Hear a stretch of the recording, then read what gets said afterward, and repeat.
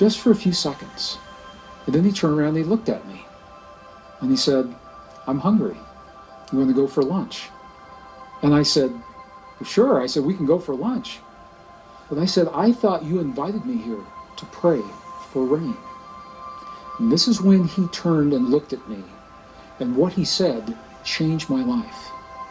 It changed my perspective and the way I think about my relationship to the world. I'm going to share it with you. Maybe it'll change yours as well. Here's what he said. I said, I thought you prayed for rain. And he said, no. He said, if I prayed for rain, rain could never happen. Because the moment we ask for something to happen in this world, in the asking for, we are affirming that it does not exist now. And we invite you to think about that.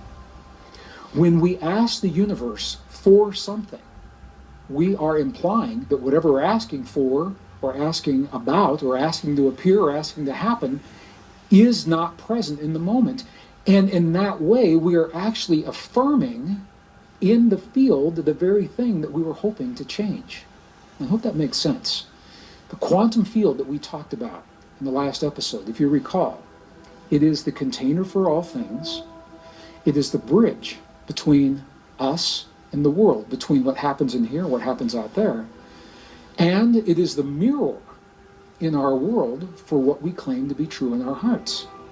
So if you think about that, it makes perfect sense. If you're asking for rain, as I thought my friend David was going to do, if he asks that, then the field interprets that as him asking for no rain, because the rain's not there. So I looked at him and I said, David, if you didn't pray for rain right now, what did you just do? And he said, when I closed my eyes, he said, I felt the feeling as if the rain has already happened. I felt the feeling of what it feels like, he said, to stand in my Pueblo village with my naked feet in the mud.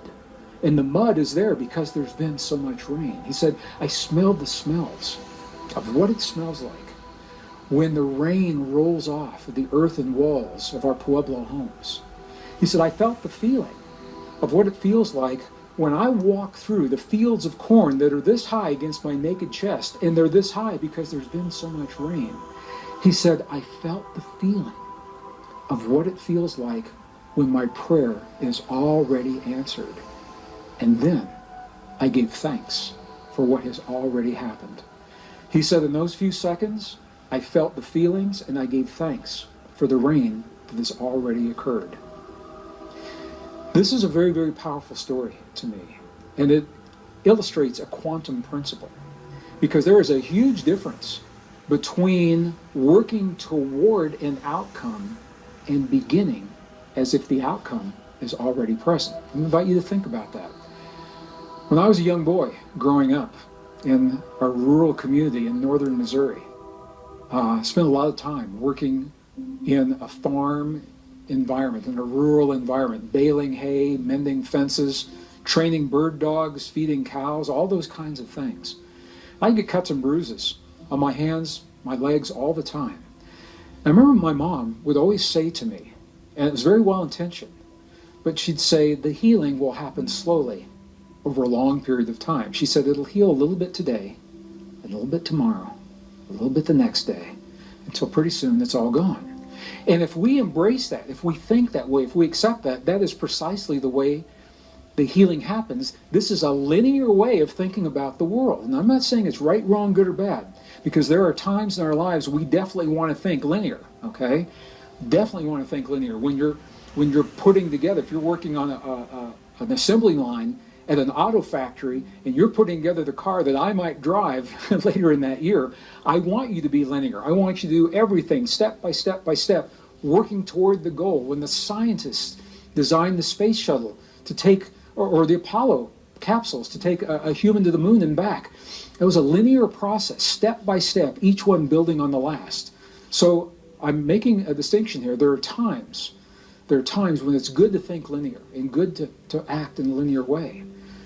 But we have just discovered, science is telling us, we are not bound by the linear laws of physics as we know them today, and that we have the ability to be in both worlds. And when it comes to our healing, there's a huge difference between working toward the healing and coming from the outcome that the healing has already happened, or in the case of my friend David, coming from the outcome that the rain has already appeared.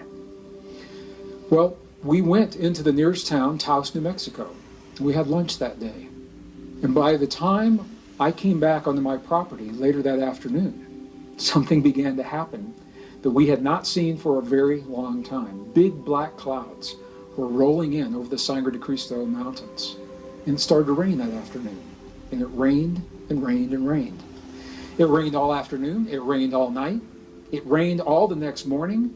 It was a mess. There was so much rain. The roads were flooded. The fields were flooded. Cattle were stranded. Crops that remained were ruined because the ground had been so dry it couldn't accept all the rain. And I called my friend David on the phone. And I said, David, this is a mess. I said, what in the world is going on? I said, it has rained since I saw you yesterday afternoon. It hasn't stopped. And he was quiet just for a moment. And then he said to me on the phone, he said, Greg, that's the part of the prayer that the elders could never describe to me. They couldn't tell me how to stop the rain. They told me how to get it started, but I never learned how much to make and when to tell it to stop. So I'm sharing this story now for a couple of reasons. And one of those reasons is because I cannot say to you as a scientist, I cannot prove as a scientist that David's prayer had anything to do with the rain that happened. I have to say that there is a high correlation between the time that prayer was offered and when the rain happened, a rain that had not happened in that way for 5 years previous. We have to say as a scientist, there's a high correlation because science is not at the place yet where they can embrace the mechanism, the cause, and the effect. Well, I watched the news that night. In that part of New Mexico, we're able to pull in the TV stations from parts of Colorado, southern Colorado, and parts of northern New Mexico. I remember the weatherman on the Colorado station, and he showed the weather map, and he showed a low-pressure system coming across northern Colorado, and right about the time of Denver, this low-pressure system dropped and made a loop right around northern New Mexico where we were and came right back up, and that low pressure is what brought the rain. Now, I remember the weatherman. He stepped back and he looked at that very unusual looking pattern where the pressure system just dropped. And all he said was, huh. That was all he said because he couldn't explain what was happening. So I'm sharing this with you from a perspective of everyday life, indigenous traditions, what they have learned in their lives, and how they apply quantum principles without using that term in a very real way in their lives.